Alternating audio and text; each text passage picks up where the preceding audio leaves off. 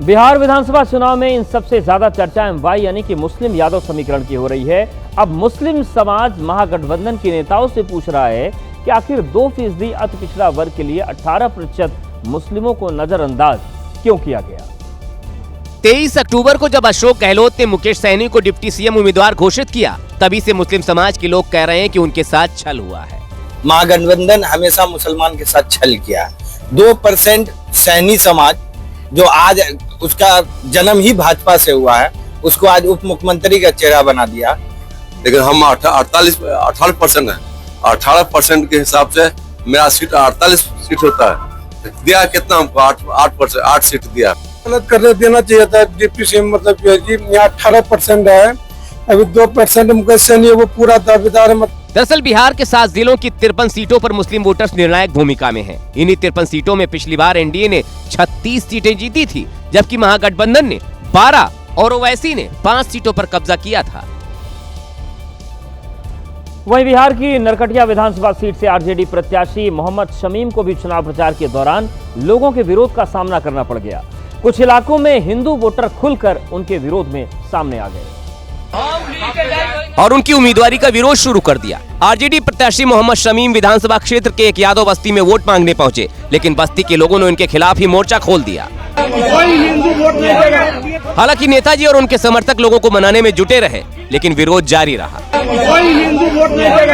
विरोध इतना बढ़ गया कि नेताजी को उल्टे पैर वापस लौटना पड़ा। आरजेडी प्रत्याशी मोहम्मद शमीम के कार्यकर्ताओं ने इसे विपक्ष की साजिश करार दिया।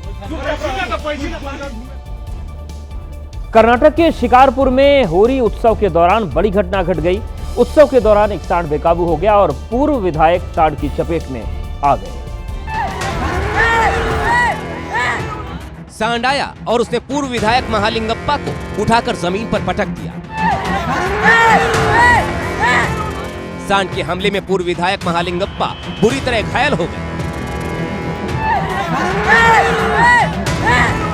इस बीच सांड को लोगों ने भगाने की कोशिश की और किसी तरह सांड को पूर्व विधायक के पास से हटाया। सांड को खदेड़ने के बाद लोग पूर्व विधायक के पास गए। उन्हें घायल अवस्था में तुरंत अस्पताल पहुंचाया गया, जहां उनकी हालत अब खतरे से बाहर है। और अब खबर भारत के उस एयरबेस की जिसके शुरू होने से पहले ही पड़ोसी देश चीन में खौफ का माहौल है। हम बात कर रहे हैं देश की सबसे ऊंची एयरफील्ड की, जो लद्दाख के लेह में है।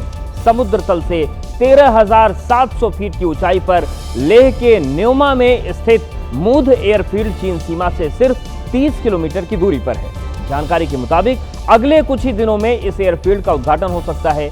इस एयरफील्ड पर 3.25 किलोमीटर लंबा रनवे है, जहां से राफेल, सुखोई और ग्लोब मास्टर जैसे विमान उड़ान भर सकते हैं। साथ ही चिनूक और अपाचे जैसे हेलीकॉप्टर भी आसमानी से यहाँ पर आसानी से उतारे जा सकते हैं। इस एयरबेस के पूरी तरीके से ऑपरेशनल होने के बाद चीन के साथ पाकिस्तान पर भी नजर रखना बेहद आसान हो जाएगा और यही वजह है कि पड़ोसी के माथे की शिकन बढ़ गई है।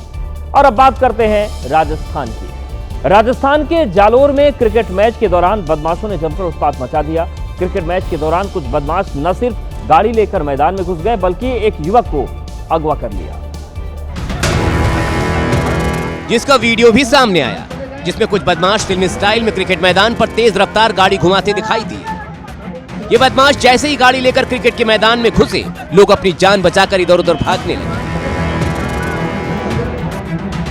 आरोप है कि मैदान पर उत्पात मचाने के बाद बदमाशों ने एक युवक को अगवा कर लिया और अपने साथ ले गए। बाद में पूरी तरह पिटाई के बाद उस युवक को छोड़कर आरोपी फरार हो गए। पुलिस ने बदमाशों के खिलाफ केस दर्ज कर लिया है और अब उनकी तलाश हो रही है। ओडिशा के मयूरभंज में अचानक एक जंगली हाथी रिहायशी इलाके में पहुंच गया, जिसके बाद इलाके में अफरा तफरी मच गई। यहां पर हाथी ने हमला बोला, वहां यात्रियों से भरी एक बस भी खड़ी थी। जैसे ही हाथी आया, हड़कंप मच गया। आगे आगे हाथी और पीछे पीछे भीड़। ये विशालकाय हाथी सबसे पहले यात्रियों से भरी बस के पास पहुंचा। हाथी को देख बस में बैठे यात्रियों में चीख पुकार मच गई। इस बीच जैसे ही ड्राइवर को मौका मिला, वो हाथी से बचकर बस को धीरे धीरे आगे बढ़ाने लगा। लेकिन इस बात पर हाथी और भड़क गया और उसने बस का पीछा शुरू कर दिया। बस में मौजूद लोगों की जान पर बनाई। हालांकि जंगली हाथी ने बस का पीछा तो किया, लेकिन उस पर हमला नहीं किया।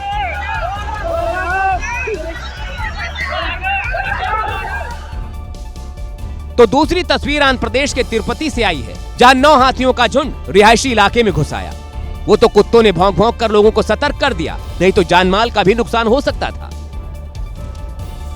दक्षिण मध्य रेलवे ने एक ऐतिहासिक फैसला लेते हुए महाराष्ट्र के औरंगाबाद रेलवे स्टेशन का नाम बदलकर छत्रपति संभाजी रेलवे स्टेशन कर दिया है। रेलवे स्टेशन के हर बोर्ड को नए नाम से बदल दिया गया है, जिसके लिए बीती रात से ही पेंटिंग शुरू कर दी गई थी। रेलवे स्टेशन के हर बोर्ड, हर नेम प्लेट से औरंगाबाद का नाम मिटाकर वहां छत्रपति संभाजी नगर लिख दिया गया। स्टेशन के मुख्य बोर्ड पर छत्रपति संभाजी नगर मराठी, हिंदी और अंग्रेजी के साथ उर्दू भाषा में भी लिखा गया है। 15 अक्टूबर को ही महाराष्ट्र सरकार ने गजट नोटिफिकेशन जारी करते हुए औरंगाबाद रेलवे स्टेशन का नाम छत्रपति संभाजी नगर रेलवे स्टेशन करने के निर्देश दिए थे। बता दें कि केंद्र सरकार ने 2022 में ही औरंगाबाद शहर का नाम छत्रपति संभाजी नगर करने की मंजूरी दे दी थी और अब रेलवे स्टेशन का नाम भी मराठा शासक के नाम पर करने के साथ ही नाम परिवर्तन के साथ प्रक्रिया पूरी हो गई है। लखनऊ में पुलिस एक युवक के लिए फरिश्ता साबित हुई, जहां पुलिस की सूझबूझ से बेहोश हुए युवक की जान बच गई। क्योंकि लखनऊ की पुलिस ने युवक को समय पर सीपीआर दिया, जिससे उसे होश आ गया। जिस समय युवक को हार्ट अटैक आया, वहां चौकी इंचार्ज अंकित ने तुरंत ही उसे सीपीआर देने का काम शुरू कर दिया। चंद सेकंड में युवक को होश आया तो उसे तुरंत नजदीकी सिविल अस्पताल में भर्ती कराया गया। बेहोश होने वाले अशफाक को अब अस्पताल से भी छुट्टी मिल गई है। चौकी इंचार्ज अमित की अब हर तरफ तारीफ हो रही है। मध्य प्रदेश के दतिया में ईदगाह मोहल्ले में बदमाशों की हरकत से लोग खौफ में भर गए। देर रात हथियारों से लैस बदमाशों ने एक घर के सामने जमकर बवाल काटा।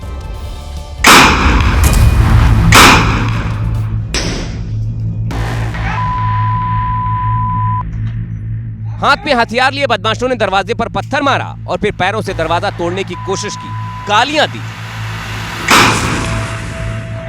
देर रात बदमाशों की इस हरकत से डरे सहमे लोग घरों से बाहर नहीं निकल पाए। हाँ, कुछ लोगों ने वीडियो जरूर बनाया।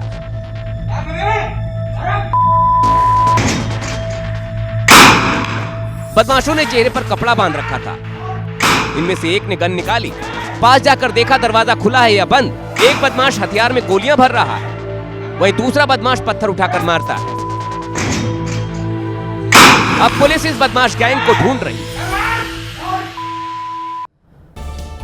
गोतस्कर गायों की तस्करी करने के लिए अलग अलग रास्ते निकाल रहे हैं। पहले ट्रकों में भरकर मवेशियों को ले जाते थे, लेकिन अब लग्जरी गाड़ियों में तस्करी हो रही है। ऐसा ही मामला झारखंड के सरायकेला जिले से सामने आया है।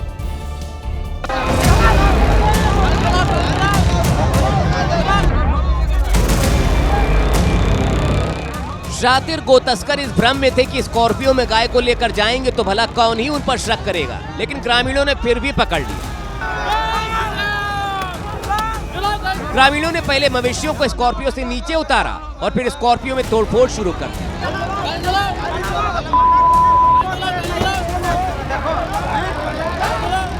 इसके बाद नाराज लोगों ने स्कॉर्पियो में आग लगा दी।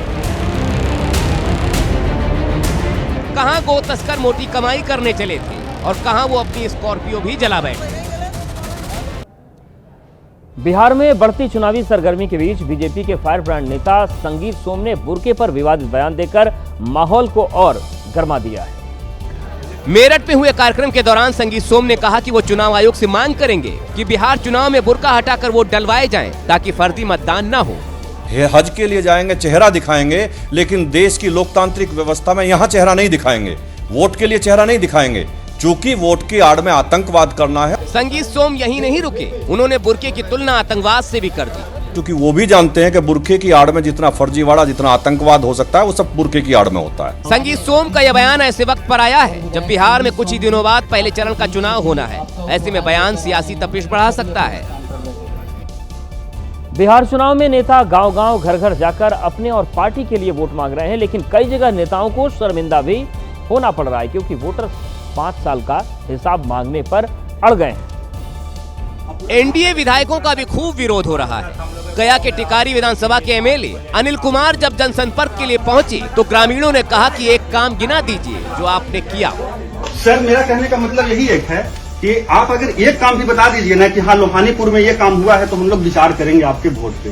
लोगों के गुस्से का सामना वजीरगंज के विधायक और बीजेपी उम्मीदवार वीरेंद्र सिंह को भी करना पड़ा। दरअसल विधायक जी ने वीडियो बनाने पर विरोध किया, फिर क्या था, लोग भड़क गए। तो फिर सर वीडियो बनाना है कि स्वतंत्र नागरिक है, जा सकते हैं सर, जा सकते हैं, बिल्कुल बिल्कुल बिल्कुल बिल्कुल जा सकते हैं, बिल्कुल। दोनों ही विधायक अपनी विधानसभा में वोट मांगने निकले थे, लेकिन जनता कहां पीछे रहने वाली थी। काम का हिसाब मांगा तो नेताजी मुंह छिपाकर बगले झांकने लगे, क्योंकि लोगों का गुस्सा बता रहा है कि काम ढेले भर का भी नहीं हुआ।